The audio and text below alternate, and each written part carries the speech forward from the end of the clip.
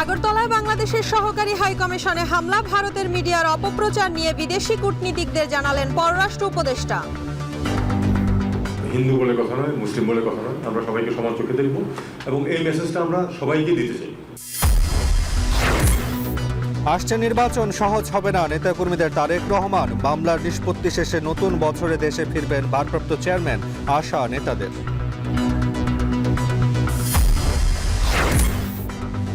আগামী বছরের 2 মার্চ চূড়ান্ত ভোটার তালিকা প্রকাশ, নতুন নিবন্ধন 17 লাখ, বাদ পড়া 27 লাখের তথ্য সংগ্রহে লাগবে 6 মাস।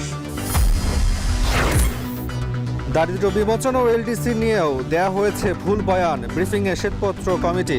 অর্থনীতি সংস্কারে এখনও বাধার অভিযোগ। যে সমস্ত অকল্পনীয়, অলৌকিক, অবাস্তব লক্ষ্যমাত্রা দেওয়া হয়েছিল, এর দায়িত্ব কে নেবে?